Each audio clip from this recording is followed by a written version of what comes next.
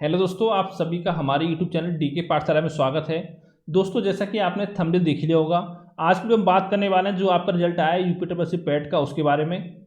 और साथ ही दोस्तों बात करेंगे कि पैट से कौन कौन सी भर्ती आपको देखने को मिलेंगी और कितनी भर्तियों में आपको मौके परीक्षा देने का मौका मिल सकता है। तो इन सभी मुद्दों पर आपका इस वीडियो में बात करने वाले हैं। अगर आपने पैट का एग्जाम दिया है तो इस वीडियो को जरूर देखें। और सबसे पहले दोस्तों बता दूं मैं आपको, देखिए बहुत सारे बच्चे ऐसे हैं जो अपना रिजल्ट नहीं देख पाए हैं क्योंकि साइट इस समय आपकी बिजी चल रही है। तो हो सकता है रात के 10-11 बजे के आसपास आप जाकर अपना देख सकते हो, उसमें आपको घबराने की बात नहीं है, ठीक है। सबसे पहले उसमें बता दूं कि पैट 2022 जो है आपका एग्जाम हुआ था 15 और 16 अक्टूबर को 2022 में। यानी देखा जाए तो लगभग आपका 3 महीने 10 दिन के आसपास का समय हो गया है इसके रिजल्ट आने में। और लेकिन दोस्तों एक सरकार और आयोग के लिए बहुत गर्व की बात यह है कि जो पैट का एग्जाम आपका हुआ था 2021 में, जो कि आपका 24 अगस्त को हुआ था 2021 में, उसके थ्रू उसको लगभग 1.5 साल हो गया है, उसके थ्रू एक भी भर्ती अभी तक फाइनल आयोग नहीं करा पाया। ये बहुत ही शर्म की बात है मेरे हिसाब से, तो गर्व की नहीं, बहुत शर्म की बात है सरकार के लिए भी, साथ में आयोग के लिए भी, कि 1.5 साल आपका हो गया, एक भी भर्ती अभी तक आपकी कंप्लीट नहीं हुई है और अगले पैट का रिजल्ट आपका आ गया है। एक टाइम दोस्तों ऐसा आएगा कि आपकी सन चलेगी 2025 और पता चला कि पैट 2022 की भर्ती अभी तक क्लियर नहीं हुई है, जैसे कि पहले होता आया है, ठीक है। क्योंकि 4-5 साल से पहले भर्ती कंप्लीट होता, बहुत गर्व की बात होनी चाहिए आयोग के लिए। अभी आपने देखा होगा 2015-16 के आपके इंटरव्यू चल रहे हैं इस समय, ठीक है। यानी इन लोगों को शर्म तक नहीं आती कि कितना प्रोसेस का स्लो चलता है। अब दोस्तों बात देखिए, जिन बच्चों ने रिजल्ट देख लिया अपना, तो नीचे अपना स्कोर आप कमेंट करें, क्योंकि दोस्तों देखिए स्कोर आपका है, एक सबसे पहले आपका आया है रॉ मार्क्स, यानी कितने एक्चुअल मार्क्स आपके बन रहे थे। उसके नीचे दे रखे हैं आपके नॉर्मलाइज मार्क्स, यानी कि नॉर्मलाइज होने के बाद कितने मार्क्स आपके बढ़े हैं घटे हैं। और फिर सबसे नीचे है आपका परसेंटाइल। यहाँ पर देखिए दोस्तों, जो सबसे मेन है वो आपका है नॉर्मलाइज मार्क्स, क्योंकि इसी के आधार पर जो भर्ती आपकी आएंगी, इसी के आधार पर आपकी शॉर्ट लिस्टिंग आपको देखने को मिलेगी। लेकिन परसेंटाइल का मतलब क्या है, क्योंकि दोस्तों आपको पता होगा जो आपका एग्जाम हुआ था पैट का, उसमें लगभग 25 लाख से अधिक बच्चे थे जिन्होंने एग्जाम दिया था। अगर मोटा मोटा देखें तो हम 25 लाख इस संख्या को मान लेते हैं, यानी कि 25 लाख बच्चे आपके इसमें थे। यानी कि देखा जाए तो 100% जो आपका परसेंटाइल जो आपका होगा, वो आपका होगा 25 लाख के बराबर, ठीक है।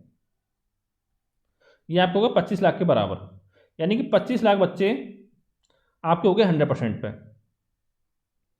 ठीक है। और यहाँ से अगर हम निकालें एक परसेंटाइल, तो ये आपका बन जाता है 25,000, यानी कि एक परसेंटाइल पे आपके 25,000 बच्चे हैं। यानी मान लो किसी बच्चे का अगर 99 परसेंटाइल आया इस बार, तो यानी कि 1% बच्चे उससे अधिक हैं, तो यानी कि लगभग कह सकते हो कि 25,000 बच्चे ऐसे हैं जिनके नंबर उनसे ज़्यादा हैं उस बच्चे से, ठीक है। जैसे आपको 97 परसेंटाइल आया है, तो यानी कि 3% आपका हो गया, कितना हो गया आपका, यानी कि 75,000 बच्चे जो हैं आपसे अधिक नंबर लेके आए हैं। इसका मीनिंग आपका ये हुआ। अब दोस्तों यहाँ पर मैं कुछ बच्चों के मार्क्स बताना चाहता हूँ। जैसे एक बच्चे के आपके जो नॉर्मल मार्क्स हैं वो हैं आपके 75.66, ठीक है। और एक के हैं आपके 75.55।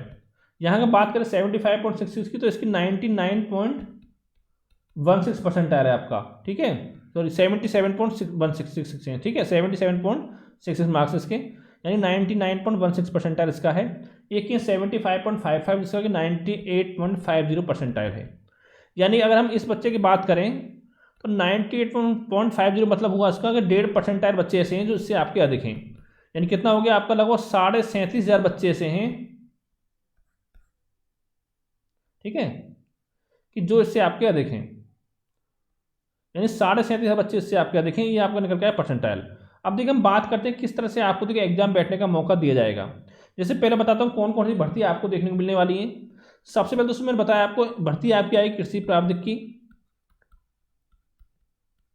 जो कि आपके न्यूज़पेपर में भी आया था कुछ दिन पहले। तो ये लगभग आपके 3,000 से लेकर 3,500 के पदों पर आपकी आने वाली है, जो कि मैं आपको 5-6 महीने पहले से बता रहा हूँ, ठीक है। इस दोस्तों भर्ती की बात करें, एक इसकी आएगी गन्ना पर्यवेक्षक की,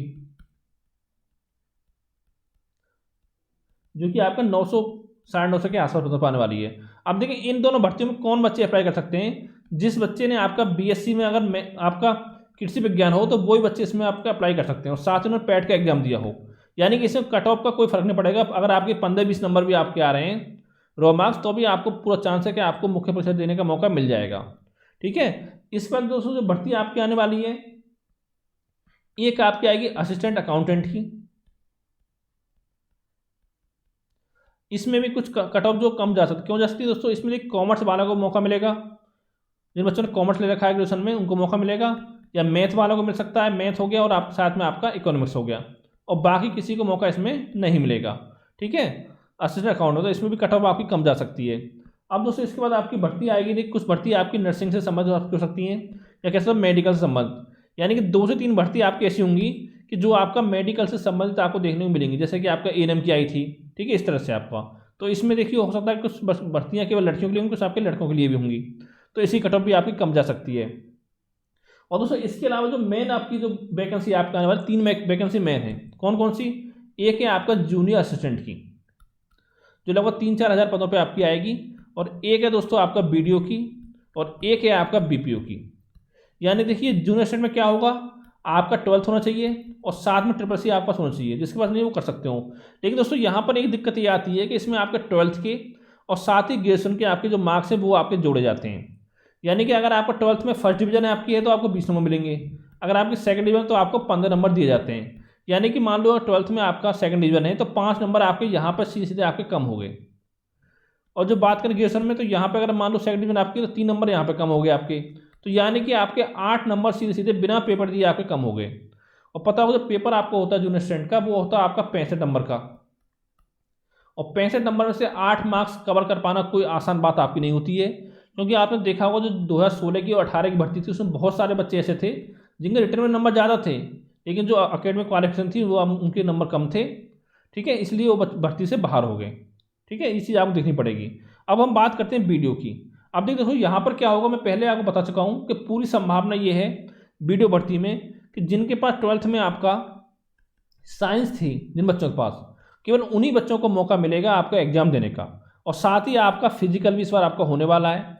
लेकिन अभी कंफर्म नहीं है फिजिकल में कहाँ क्या होगा, लेकिन पूरा संभावना ये है या तो आपकी रनिंग होगी और या आपकी साइकिलिंग होगी, फिजिकल में रनिंग या साइकिलिंग, या बोल जाएगा आपको 10-20 किलोमीटर आपको साइकिल चलाई जाएगी, चलवाई जाएगी, आपसे रनिंग कराई जा सकती है। ठीक है, इन दोनों में कुछ आपका हो सकता है, और साथ में CCC होना चाहिए, या CCC के इक्विपमेंट भी आपका चल जाएगा वीडियो में।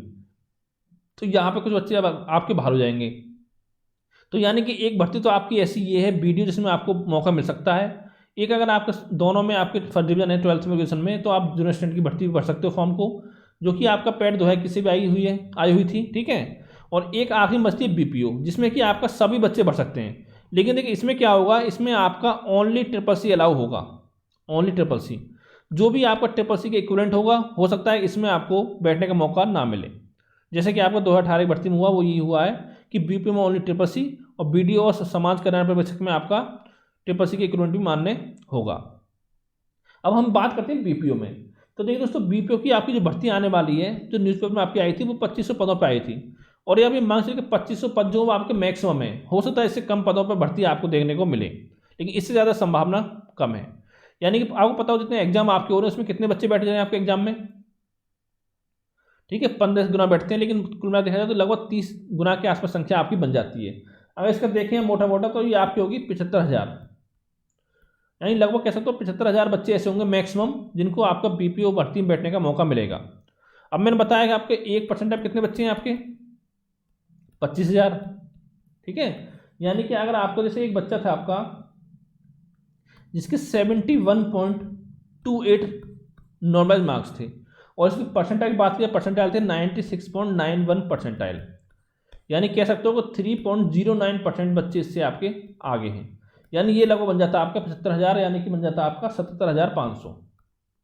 तो यहाँ पर दोस्तों अगर देखा जाए तो संभावना ये है कि अगर ये बच्चा आपका जनरल कैटेगरी से बिलोंग करता है, जनरल से, ओबीसी से, या आपका ईडब्ल्यूएस से, तो संभावना देखिए इसको संभावना कम है इसको एग्जाम बैठने का मौका मिले।